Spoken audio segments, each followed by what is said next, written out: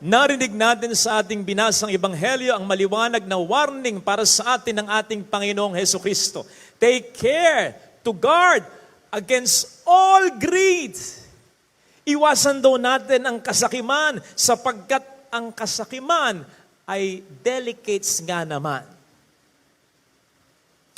Sa Romans 1:29, mapapansin po ninyo, St. Paul placed greed alongside with murder. Parang magkatabi lang yung dalawa. Greed, hate, murder. Sa 1 Timothy 6 verse 9 ay sasabihin din ni St. Paul kung papaano yung labis na paghahangad ng mga material na bagay, lalong-lalo na ng yaman, ay po pwedeng mag-lead sa atin sa kapahamakan maging sa kamatayan. Hindi po marites yan. May mga pruweba dyan.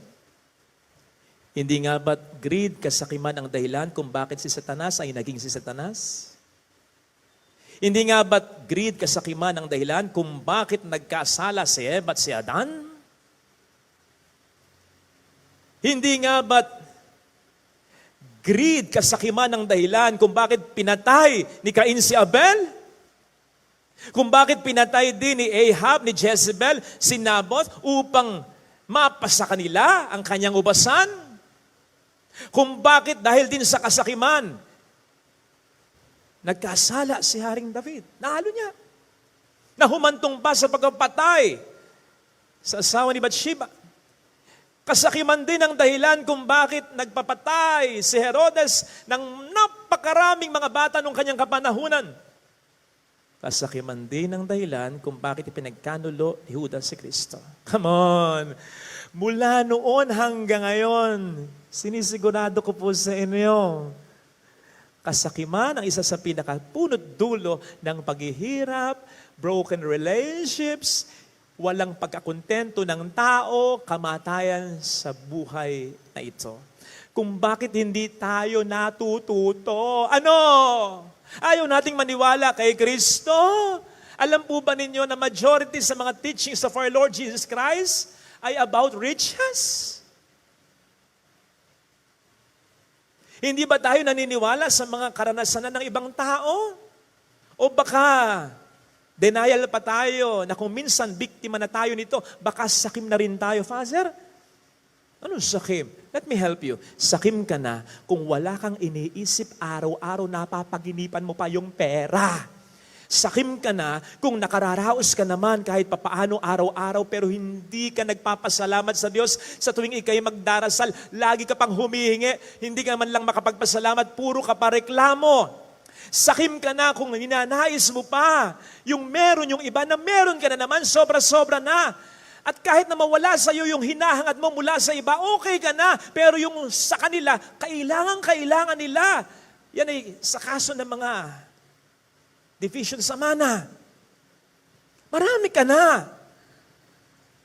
Sakim ka na kapag nag-improve ka financially, pero nagde-deteriorate ka spiritually. Nakakalimutan mo nang magsimba, magdasal. Sakim ka na kapag gagawa ka ng masama. Madagdagan lang yung ari-arian. Kahit pa maargabyado mo ang ibang tao dyan, kahit pa mga taong mahalaga sa iyo. Sakim ka na kapag ang mahalaga sa iyo ay ang cash mo at hindi ang karakter mo. Sakim ka na kapag napapabayaan mo na ang pamilya mo, pati na ang sarili mo dahil sa negosyo sa trabaho. By the way, hindi lamang po sa pera ito, ha? Pwede rin sa atensyon, sa ibang bagay, sa kapangyarihan, sa posisyon, etc. Kaya nga sabi ng ating Panginoon, all kinds of greed, because greed has many phases. Kahit nga yung mahirap, pwede magkaroon ng greed. Tingnan po ninyo sa Ebanghelyo. Sino ba yung sinermonan ni Kristo? Ang nag-occasion kay Kristo para mag-sermon tungkol sa greed. Lagay ko sa konteksto.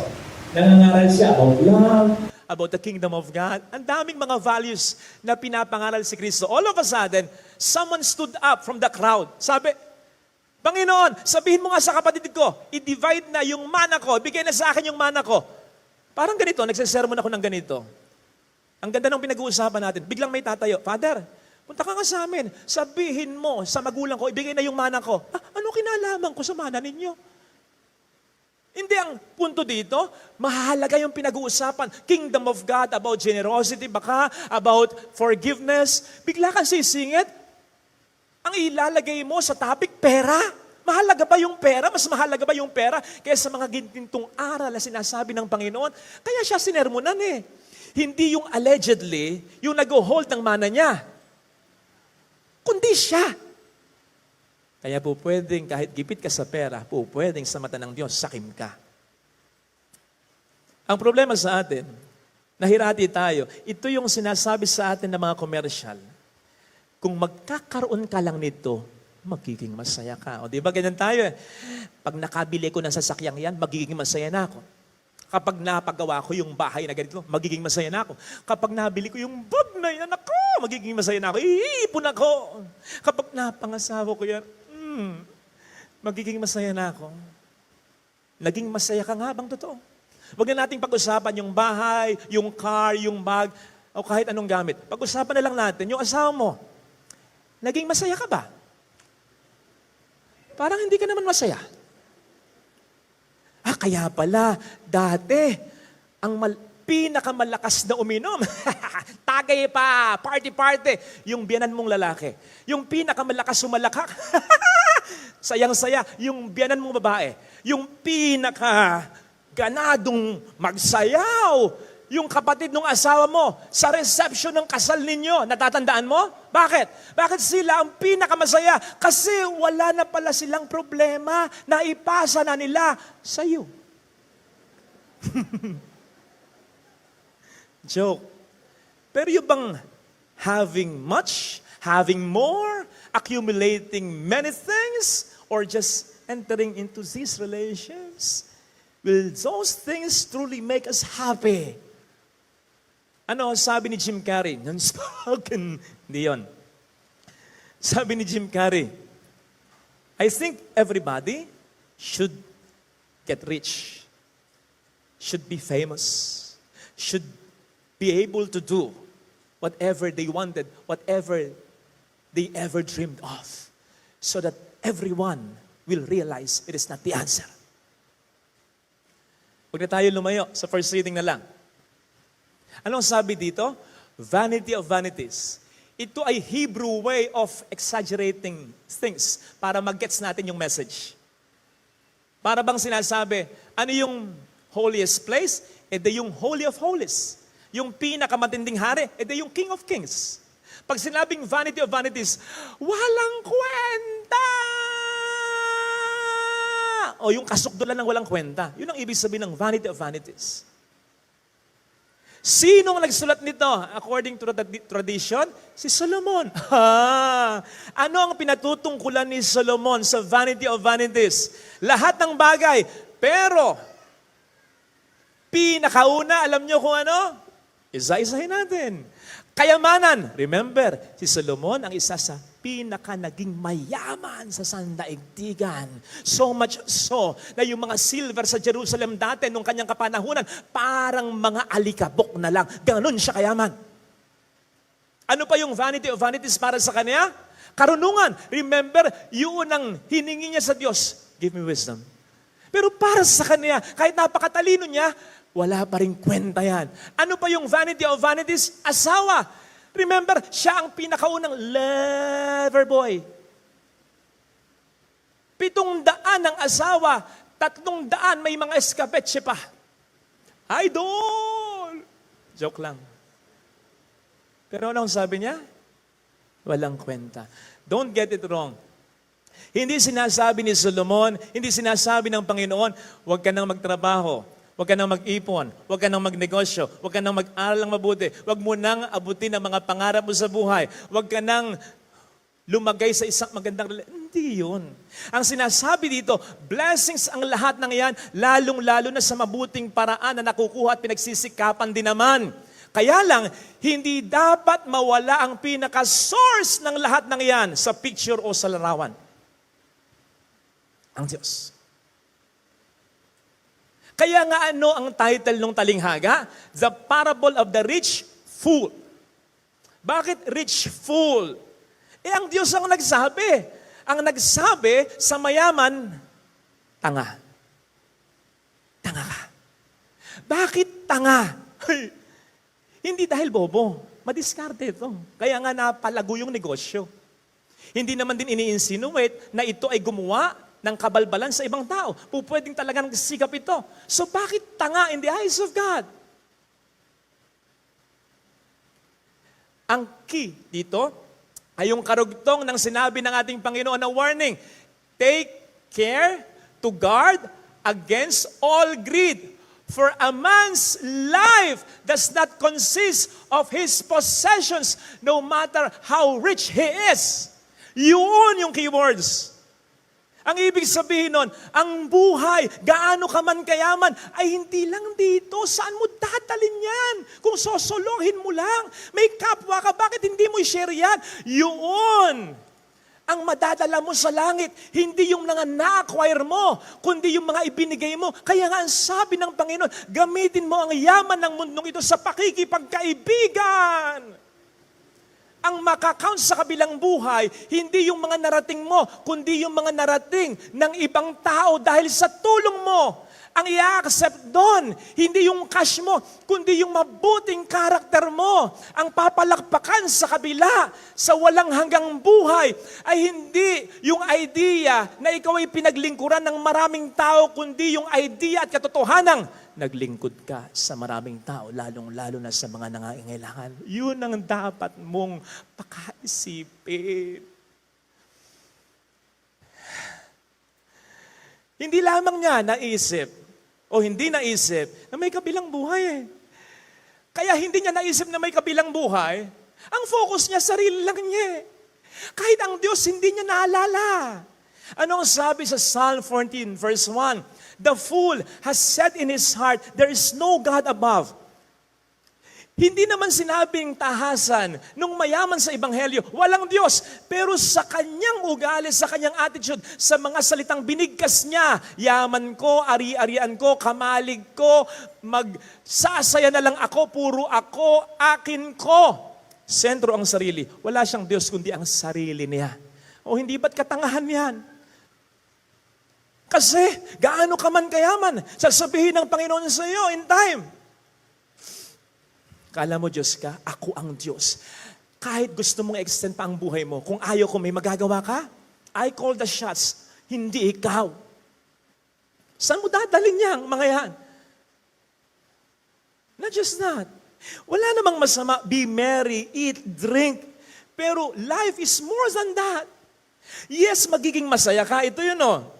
Kain ka, inom ka, magpakasasak, okay lang naman yan.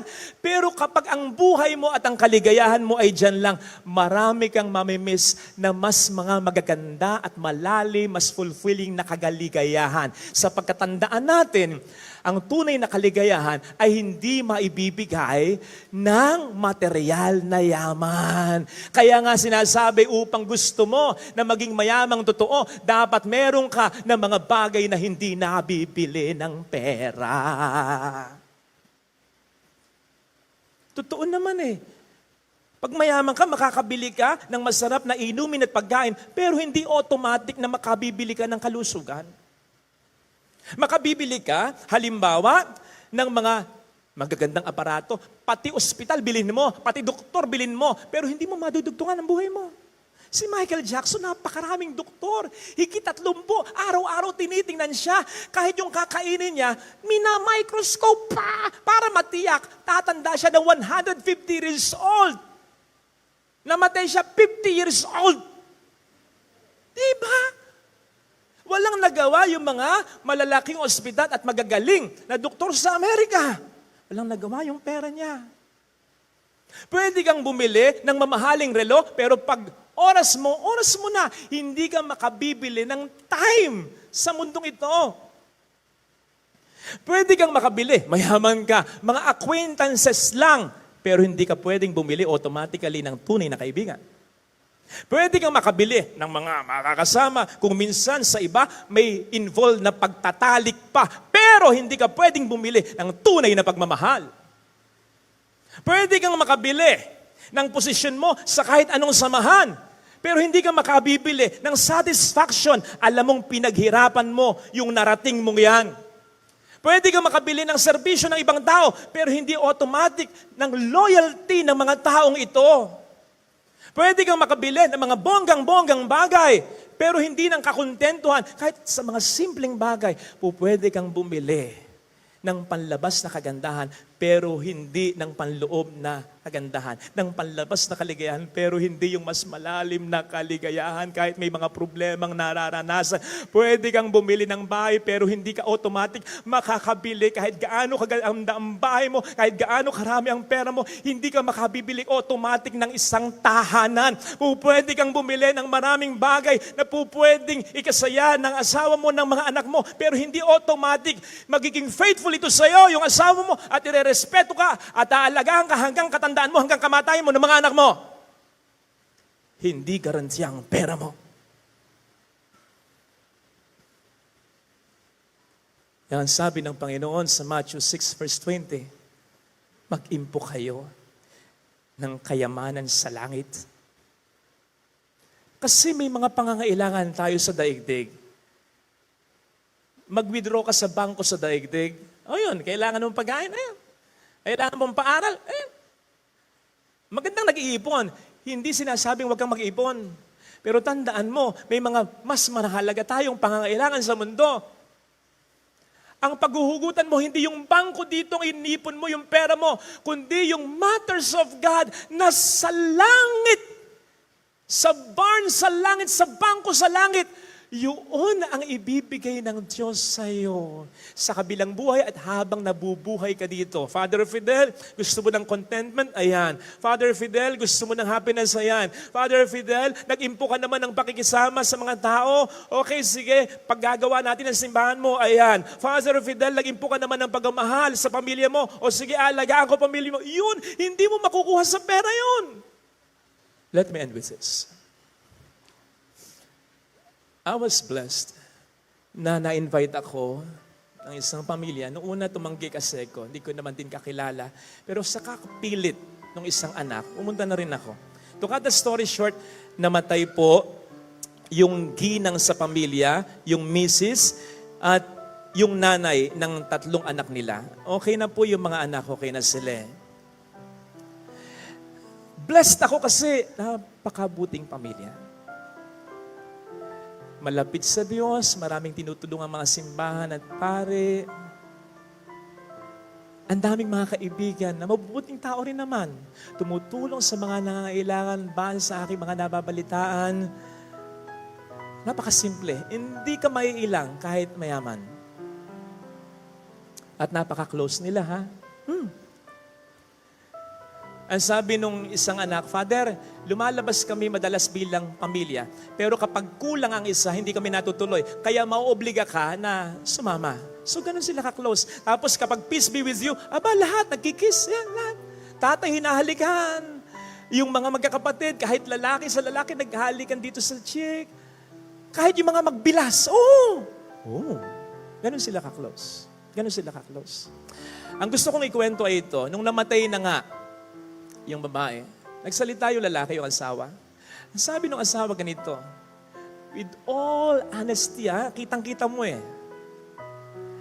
alam mo, ikaw lang ang babae sa buhay ko. Alam mo yan, ganun magsalita. Walang kumontra.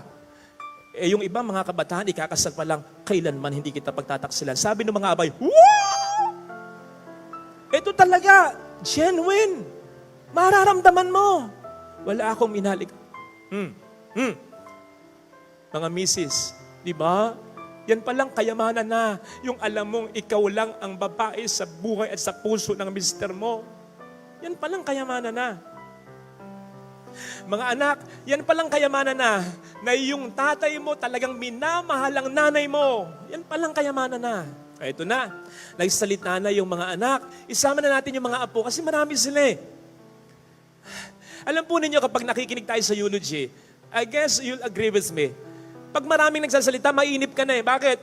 Yun at yun na sinasabi Mabuting magulang, mabuting nanay, mabuting miss. Hindi. Kapatid, Ang daming nagsalita. Eto, iba-iba yung sinabi. Iba-iba.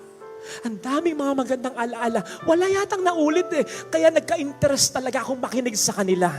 So ibig sabihin, ganun ka makapagmahal. Si nanay. Lahat ng anak niya, tinrato niyang magkakaiba. Oy, don't get it wrong. Pati mga apo niya, tinrato niyang magkakaiba according sa pangangailangan nila. So same amount of love, same kind of love, but different phases, expressions of love. At yung mga manugang, umiyak? Hindi. Ngumawa. Ah! Na parang ang namatay ay tunay nilang nanay. Kaya nung magkakayakap sila pagkatapos ng misa, pinay-offer ko, sabi ko sa kanila, sigurado ko makakaya ninyo. Iyak lang sila. Maniwala kayo, makakaya nyo. Iyak lang sila. Tapos sabi ko, makakaya ninyo kasi mayaman kayo. Parang hindi sila naiyak. Pero bigla akong dinugtong, kasi mayaman kayo sa pagmamahal sa Diyos at sa isa't isa. Yun ang kayamanan ninyo. Yun ang magsasalba sa inyo. But then, briefly na lang, habol ko lang. Ang isa sa mga definitions pa ng katangahan ay yung sinabi ni Albert Einstein. Tatagalugin ko na lang. Yung paulit-ulit mong ginagawa, pero nag-e-expect ka na magkakaroon ng ibang resulta. Paulit-ulit mong ginagawa, ano yun? Magkakaroon ng ibang resulta? Tanga ka. Baguhin mo para magkaroon ng ibang resulta, kapatid. Paulit-ulit na lang. Sa Biblia, mula sa ating karanasan, alam natin, yung kasakiman sa pera, yung kasakiman sa posisyon, yung kasakiman, yung hindi mo iniisip na ang Diyos, pati na nakasasakit ka na lalong-lalo na sa mga taong mahalaga sa'yo, hindi yan ang magbibigay sa'yo ng kaligayahan. Bakit inuulit-ulit pa rin natin ang kamaliang iyan? Bakit hanggang ngayon tinitiis mo yung kapatid mo na dapat mong tulungan? Bakit hanggang, alam mo yun, paulit-ulit na lang. Nag-e-expect ka ng kaligayahan? From that, tanga ka. Kapatid, buti sana kung tao lang ang magsasabi sa atin ng tanga, pwede kang magkailang, tanga, hingkit ka lang. Paano kapag ang Diyos na ang tumawag sa ating tanga? Nako, matindi yan. Ang ibig sabihin yan, alam niya, marami kang namimiss at mamimiss sa buhay na ito at sa kabilang buhay. Naaawa siya sa iyo, hindi kanya inaasar. Naaawa siya sa iyo. Alam po ninyo ang impyerno, hindi naman siguro, yung kumukulong asupre, ang simula ng impyerno ay sasabihin ng Diyos sa iyo, ito yung mga na-miss mo dahil sa kasakiman mo. Na dapat na-achieve mo, na dapat naranasan mo kasama ng mga taong mahalaga sa iyo, yun ang simula ng impyerno. Marami sa atin dito ang may kakilala ng babae. Tapos yun, suwail na anak, ganit na kapatid. May mga kakilala tayong ganyan na namatay na. Kung minsan sinasabi natin, saan man sila naroon, palagay natin masaya sila. Palagay mo talaga? Paano kung hindi? Paano kung mabubuhay lang sila? Sasabihin nila sa atin, maging faithful ka sa asawa mo, wag mo akong gagayahin. Maging mabait ka sa kapatid mo, wag mo akong gagayahin. Irespeto mo mga magulang mo, wag mo akong gagayahin. Kasi nagsisi ako, huli na. Wag mo akong gagayahin. Kapatid, okay lang sanang masabihan ng tanga. Pero papaano kung kasama sa katangahan yung marami at malaking pag-iisihan? Lalo pat pwede namang hindi humantong sa ganyan, sapagkat ang Panginoon at ang ating mga karanasan ay hindi naman kulang. Pero hindi mo pa rin pinakinggan.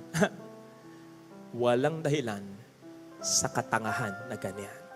Ito sana ang hilig nating biyaya sa banal na pagdiriwang. Lagay natin ang ating kanang kamay sa tapat ng ating puso. Awitin natin. Alam kong may magagawa ang Diyos.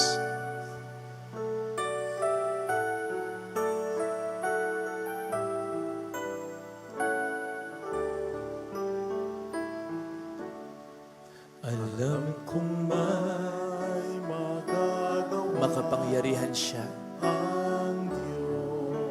Alam kong may magagawa ang Diyos. Alam ko may magagawa ang Diyos. Kung ako'y magtatapat, Kung ako'y magtatapat sa Kaniya'y maglilingkod. sa Kanya'y maglilingkod, Alam kong may magagawa ang Diyos. Aalisin ko ang aking pagdududa. ang Diyos. Alam kong di ringgin ng Diyos ang samo ko sapagkat mahal niya ako. Alam niya ang pinagdaraanan ko. Alam kong di ringgin ng Diyos ang samo ko. Alam kong diringgin ng Diyos ang Sapagkat para sa Kanya mahalaga ako. Kung ako'y magtatapat, kung ako'y magtatapat sa Kaniya'y maglilingkod, sa Kanya'y maglilingkod, alam kong di ringgin ng Diyos ang samo ko. diringgin ng Diyos ang Pikit natin ang ating mga mata. Panginoon, humihingi kami sa iyo ng magandang kalusugan. Sana humaba pa ang aming buhay. Humihingi rin kami sa iyo ng magandang oportunidad, trabaho, negosyo, magandang kita. Hindi po kami nahihiya kasi alam namin kung pagsisikapan namin, hindi naman ito masamang talaga. Biyaya ito. Pero sana, Panginoon, sa pagbibigay mo sa amin ng mga biyayang ito, huwag kaming makalimot sa iyo. Huwag kaming malayo sa iyo. At sa pagbibigay mo ng biyaya, halimbawa ng pera, huwag sanang magkasira ang aming pamilya. Huwag nawang mawala ikaw at ang aming kapwa, ang aming pamilya na pinakamahalaga. Huwag naman sana. Hallelujah! Tulungan mo kami, Panginoon. Huwag lang kami. Hallelujah! Pati ang aming mga mahal sa buhay na parang nagiging sakim na, magising nawa sila. Siya ay muling babalik sa amin. Hindi kanya iiwan. Hindi kanya pababayaan. Hallelujah! Sana ito'y mapagtanto ng mga mahal ko. Hallelujah! Na dapat mahalaga ng Diyos at ang aming pamilya. Babalik ang Panginoon upang tayo ay kunin. Tapat siya sa kaniyang mga pangako sa atin. Sabihin mo sa sarili mo, mayroong magandang mangyayari sa iyo. Maaaring matagal, maaaring mahirap. Pero unahin mo ang Diyos at uunahin ka niya. Hindi siya magkukulang sa mga biyaya sa iyo. Laging may grasya. Hindi pa man dumadating ang problema, nandyan na ang grasya. Mayroong magandang mangyayari sa iyo. Hindi pa babayaan ng Diyos ang taong inuuna ang Diyos sa buhay niya. Kung lalapit kay Jesus at laging yaman sa pamilya, ang taong iniisip, hindi ang sarili niya, kundi ang kanyang pamilya. Hindi man yun makita ng mga taong sa iyo ay mahalaga. Hindi na ikaw ang magdadala. Reading from the Holy Gospel according to Saint Luke. Glory to you, O Lord. Someone in the crowd said to Jesus, "Teacher, tell my brother to share the inheritance with me." He replied to him, "Friend, who appointed me as your judge and arbitrator?" And he said to the crowd, "Take care to guard against all greed. For though one may be rich, one's life does not consist of possessions." Then he told them a parable. There was a rich man whose land produced a bountiful harvest. He asked himself, "What shall I do? For I do not have space to store my harvest." And he said, "This is what I shall do. I shall tear down my barns and build larger ones. Then I shall store all my grain and other goods. And I shall say to myself, now as for you, you have so many good things stored up for many years.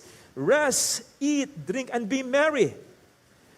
But God said to him, "You fool, this night your life will be demanded of you, and the things you have prepared, to whom will they belong? Thus it will be for all who store up treasure for themselves, but are not rich in what matters to God. Sumainyo ang Panginoon. At sumayo. Ang mabuting balita po ng Panginoon ayon kay San Lucas. Puri sa iyo. Noong panahong iyon, sinabi ni Jesus sa kaniyang mga alagad, ang pagparito ng anak ng tao ay matutulad sa kapanahonan ni Noe. Noon, ang mga tao ay nagsisikain at nagsisiinom, nag-aasawa hanggang sa araw na sumakay si Noe sa daong. Dumating ang baha at namatay silang lahat.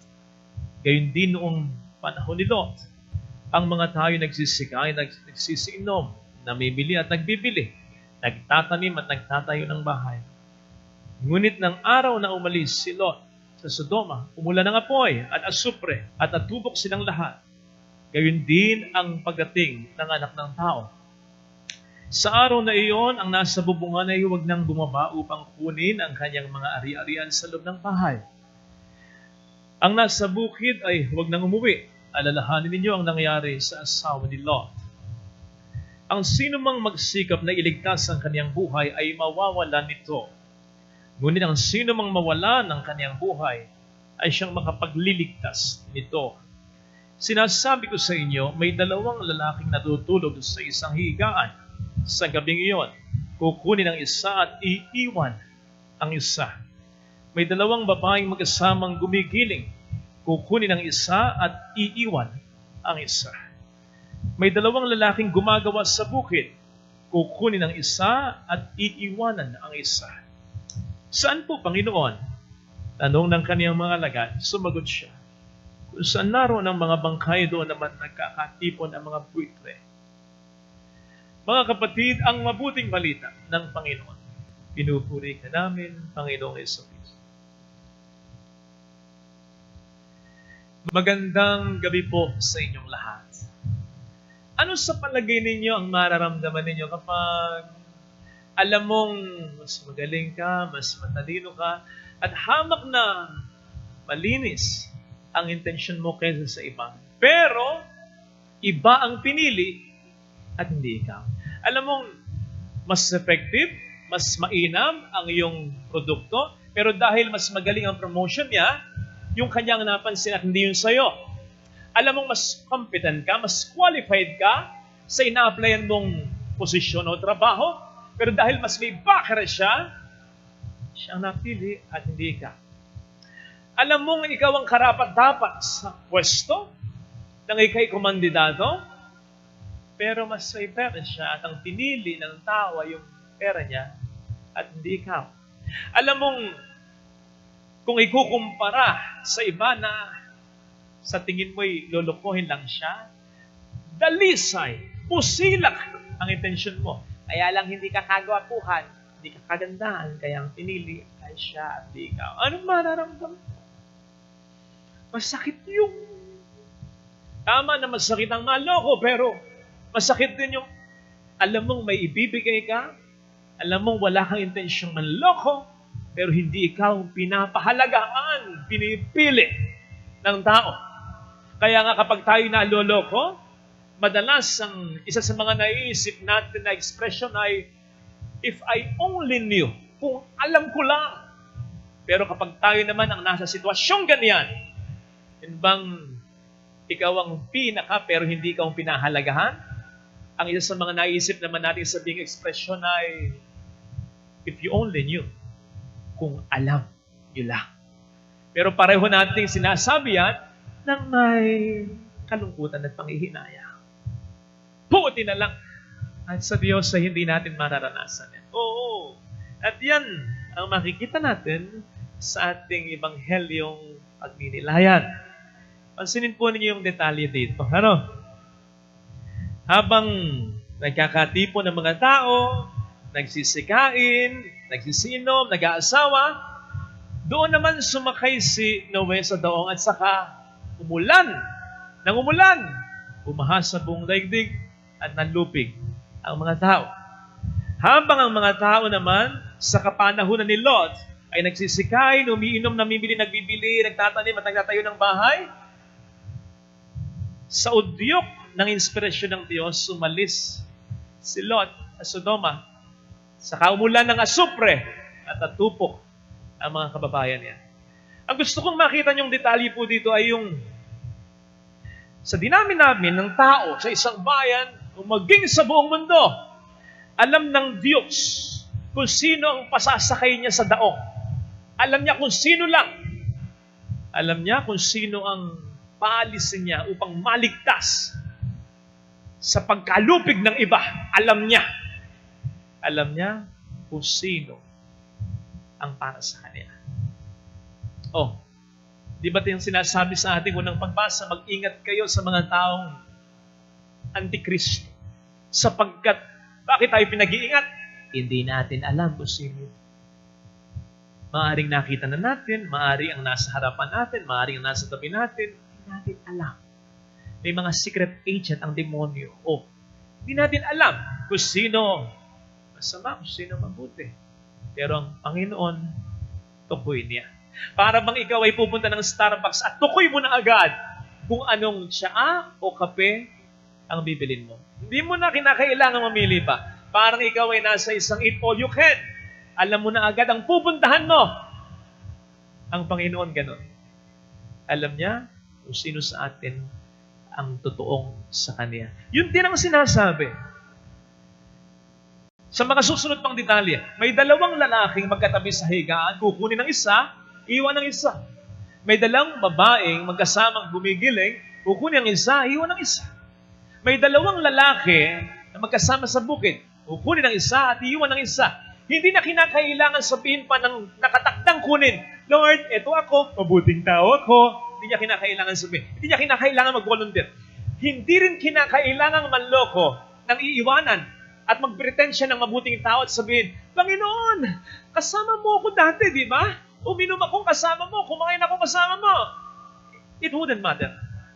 Kasi alam ng Diyos kung sino ang talagang sa Kanya at kung sino ang nagpapanggap lang talaga. Di ba napakasarap isipin na sa harap ng Diyos, hindi natin kinakailangan magsuot ng maskara, magpalat kayo. Hindi natin kinakailangan ipangalandakan na kami ginagawang mabuti. Because God knows us personally. Bawat isa sa atin. Hindi natin kinakailangan ma-insecure sa iba na gumagawa rin ng kabutihan na hindi natin alam kung anong laman ng kalooban. Kasi ang Panginoon ang pinaka nakakaalam. At nakikita niya ang ating ginagawang mabuti at ito ay kanyang natatandaan. Hindi natin siya kinakailangan paalalahanan. O di ba minsan nagdarasal tayo, Lord, di ba ganito ginawa ko? Sasabihin mo pa yung mga sinabi mong mabuti? Katulad ng ginawa ng isang Pariseo, samantalang siya nasa loob ng templo. Ilang beses po akong nag-ayuno, sa lahat ng aking mga ari-arian, nagbibigay ako yung kapok, hindi mo kinakailangan sabihin, alam na Panginoon. Hindi mo kinakailangan pangalantakan yun. Alam niya yon at natatandaan niya yon. Maalala mo na yung pagdating ng panahon. Mabibigla ka sa sasabihin ng Panginoon. Mamaya ay may pupuntahan akong kumari at kumpare ko. Napakalapit sa akin ito para mga kapatid ko. Mag-celebrate sila ng anniversary nila. Hindi nila alam na ako ipupunta. Sinabi ko lang sa mga anak nila, maghanda tayo ng tribute for your parents. Sana may mga slides, sana may program, tapos short program, simple program, ipapakita natin mula noon sila'y mag-asawa, ikasal, hanggang sa ngayon. At sana naman, meron kayong message. Bawat isa sa inyo. Pero sa bawat message nyo, wag lang yung sasabihin na you are the best dad, you are the best mom, you are the best parents. Wag lang yun. Sabihin nyo yun, pero wag lang yun. Father, what do you mean? Bigyan nyo sila ng pruweba. Detalyadong pruweba. No matter how simple, no matter how small, kahit gaano kapayak, paano mo nasabing mabuti siyang ama? Paano mo nasabing mabuti siyang ina? Paano mo nasabing mabuti at the best na mga magulang sila? Again, no matter how simple. And I tell you, it will make their day. It will make their day. Yun bang masurpresa sila sa mga mensahe nyo na magbibigay kayo ng pruweba kung bakit para sa inyo ay mabuting nanay at tatay sila. Mga pruweba ng mga efforts nila to become the best parents for you. Na akala nila ay hindi nyo napapansin, pero nakikita pala ninyo. Tinatandaan ninyo at pinahalagahan ninyo. Maganda ang magiging dating ninon sa mga magulang ninyo. Di ba? Yan din naman ang naranasan natin. Na-experience nyo na po ba na may magsabi sa inyo na gano'n? Yung alam nyo hindi kayo binobola? Kasi may detalye talaga. Yung bang kung minsan nakalimutan mo na pero natatandaan niya, siya pang magpapaalala sa iyo ng kabutihang ginawa mo, ang sarap sa pakiramdam. At gano'n ang malalaman natin. Pagdating ng panahon, pagdating ng Kristong Hari, pagdating muli ng Panginoon. Lalong-lalo na kung magpapabilang tayo sa kanyang mga magiging hinirang. Kasi sasabihin niya sa atin, kasi nagutom ako, pinakain mo ako. Nauhaw ako, pinainom mo ako. Nagkasakit ako, inalagaan mo ako. Wala akong mayusot, dinamitan mo ako. Nakulong ako, tinalo mo ako. O hindi nga ba't kung tayo'y nakapanig sa mga hinirang na ito pagdating ng panahon, ang magiging tanong daw natin ay, Panginoon, kailan po namin kayo nakitang nagutom at pinakain namin kayo, nauhaw at pinainom namin kayo, kailan namin kayo nakitang nabilang ko at dinalo namin kayo, nagkasakit at inalagaan namin kayo? Bakit ganun ang ating magiging reaksyon? Kasi hindi natin akalain na nakikita pala ng Panginoon kahit ang mga simpleng ginagawang mabuti natin. I tell you, it will make your day. It will give you a very great feeling na ang Panginoon mismo ang magsasabi at magre-remind sa atin. Kaya, huwag tayong mapagod na gumawa ng mabuti. Kahit na hindi tayo nakaka-receive ng immediate na mabuting ganti. O di ba sabi naman ng ating Panginoon, ano mang ginawa mong mabuti, kapag ikay na-recognize, kapag ikay pinaklakpakan, bayad na yan. Huwag ka nang maghintay ng gantimpala sa akin pagdating ng panahon, sapagkat nabayaran ka na sa kalupaan. Wala nang bayad yan sa kalangitan. O, kaya mas maganda yung hindi rin. Nabibigyan ng credit kadalasan. Father, di pa siya rin naman ang may sabi. Ano yan? Sabi niya, magbigay daw tayo at ito ay babalik. Siksik, liglig at umahapaw. Oo. The Lord does not contradict Himself with that. Ang iniisip ko dyan ay ganito. Yun nga eh. Maaaring yung mga ganti niya para sa ating mga ginagawang mabuti, iniipon niya araw-araw at ibibigay niya sa atin ng sabay-sabay pagdating ng dakdang araw. Masarap isipin yun, mas masarap na karanasan yun. Galatians 6 verse 9, do not grow tired. Do not grow weary in doing what is good. For at the proper time, you will reap harvest if you will not give up. So don't give up. Do not lose heart in doing what is good and doing what is right. Kahit na kung minsan o kadalasan, hindi tayo nabibigyan ng reward because it does not necessarily mean that we are not being recognized, that we are not being noticed by God. Kahit naman yan sa sa tao, kapwa-tao, kahit na hindi ka napasalamatan, kahit na parang hindi ka napapansin yan, imposibleng hindi napapansin ang kabutihan. Kaya nga tayo mayroong expression na saka mo lang makikita ang halaga pag wala na. Kaakibat yan ng sumbat kung minsan na nung nabubuhay, hindi mo lang napasalamatan. Ngayon, iyak-iyak ka dyan. I know it sounds negative, pero sana makita natin yung kabilang pisngi doon, yung katotohanan ng sinasabi na namang ginagawa natin kabutihan, hindi nawawala ng kabuluhan. May balik yan. Lalong-lalo na yung mga kabutihang hindi nagagantimpalaan. Kung yung masama nga, sinasabi natin may balik eh. Lalong-lalo na yung mabuti. Sapagkat ang mabuti ay mayroong sariling kapangyarihan. Babalik yan unang-una sa'yo, na gumawa ng kabutihan. Kaugnay nito, babalik yan sa kapwa mo, na recipient ng kabutihan.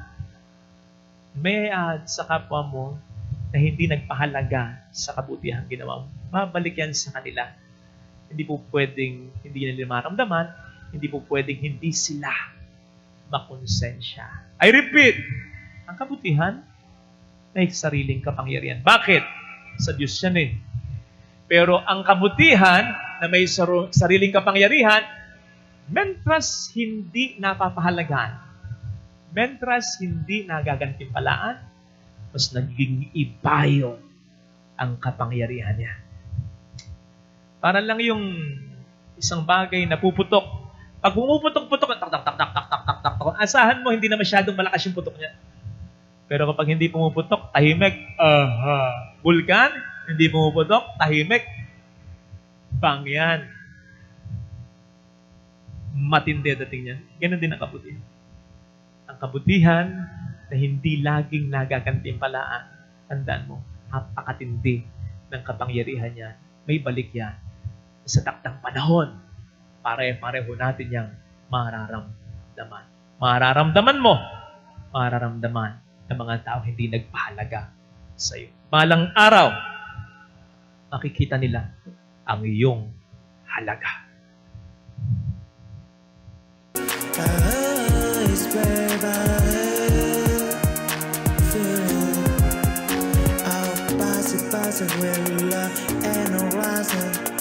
We the averages, but we the online. Insistent up on blue outside England.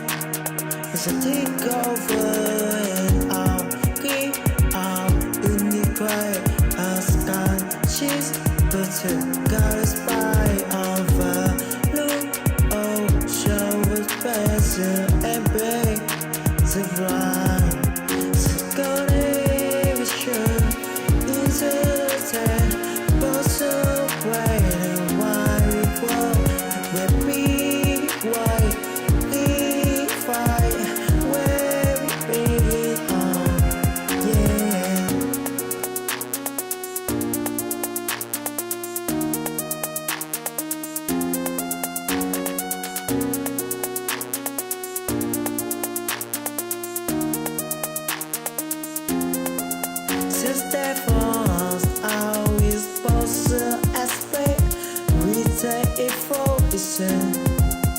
Just to create melodies, my we rise up, we are calling. It's just day of people, we what I'm meeting with that bouncing. It's baby, feeling. I'll pass it with love and a rising. We the averages, but we the online. Insistent up on blue outside England. It's a takeover and I'll keep out in the quiet. I'll scan she's but to got a spy of a look. Oh, show was better and break to run. Ano man ang bigat o problemang pagdaanan natin, mapagtatagumpayan natin kung siya ay nasa ating piling. Yan po ang sinasabi sa Romans 8:11. When St. Paul said, "The spirit of him who raised Jesus from the dead lives in you. Then he who raised Christ from the dead will give life to your mortal bodies because of his spirit living in you." Sa madaling salita, ang sinasabi dito ni San Pablo ay ito, yung kapangyarihang ginamit ni Kristo upang siya'y muling mabuhay, ay pwede rin nating makamit, maramdaman sa ating buhay. Imagine that. Yung kapangyarihang gumawa ng maraming milagro. Yung kapangyarihan na nagpakain ng libo-libo. Yung kapangyarihang nagpatahimik sa dagat at lumakad sa ibabaw nito. Yung kapangyarihang nagpalayas ng maraming mga demonyo. Yung kapangyarihang bumuhay ng patay. Yung kapangyarihang muling nabuhay. Pwede nating maramdaman sa ating buhay. Father, ang sarap pakinggan. Pero pasensya na. Hirap ako sa ngayon na yan ay maramdaman. Father, may sakit ako o yung mahal ko. Namatayan kami. Hindi man lang namin naiburol ang tatay ko, ang nanay ko. Bumabagsak ang negosyo, wala pa ring trabaho. Hindi ko na alam sa mga susunod na araw kung saan ako kukuha ng ipapakain ko sa mga anak ko. Father, very down ako. Makasalanan ako. Niloko ako. Hindi ko maramdaman. I understand. In fact, God understands. Kaya nga pagkatapos ng muling mabuhay ni Kristo, pupuntahan niya ang kanyang mga disipulo. Kahit ang mga nagdududa sa katotohanan ito, hindi niya sasabihin sa kanila, bahala kayo sa buhay niyo kung ayaw niyong maniwala. Sinabi ko na ito kung ayaw niyong maniwala. Kalimutan ko na rin kayo. God understands. Kaya lang, huwag tayong manatili diyan. Ang hirap po kasi sa atin, kinakailangan muna nating maramdaman para nating paniwalaan. Baka mas maganda, una muna nating paniwalaan upang unti-unti ating maramdaman. Pansinin po ninyo yung mga nakaka-recover sa COVID-19. Kahit yung mga natubuhan na, yung mga nakasurvive, sige, pansinin po ninyo, lahat ng mga witnessing nila, iisa ang sasabihin nila, ang common denominator nila, lahat sila nag-isip, laban. Lalabas ako sa ospital na ito, makikita ko ang aking pamilya, gagaling ako. Lahat sila ganyan. Nag-isip muna, nagdasal muna, naniwala muna. Tinulungan nila ang Diyos na tulungan sila. Kung ano ang inisip, sinampalatayanan nila, unti-unti nangyari sa buhay nila. Be it done unto you according to your faith. Yan ang sinasabi rin ng Biblia. Kaya wag tayong maniwala sa dyablo na nagsasabi sa atin na hindi natin kaya. Tandaan po natin na isa sa mga weapons ng demonyo ay ang bigyan tayo ng pagdududa. Ganyan niya tinukso si Eva. Sinong may sabi na hindi pwedeng kanin yan? May nililihim ang Diyos sa inyo. Ganyan niya tinukso si Kristo. Kung ikaw ang anak ng Diyos, gawin mong tinapay ang mga batong ito. Magpatihulog ka dito. Gusto ng dyablo, nagdududa tayo. At bakit? Kasi alam niyang liyamado tayo at dehado siya. Gaano ka man gagaling sumayaw o kumanta, gaano ka man kagaling magsalita, gaano ka man kagaling mag-dribble ng bola, mag-drive sa basketball, etc. Kapag kinakabahan ka, kahit papaano apektado ka.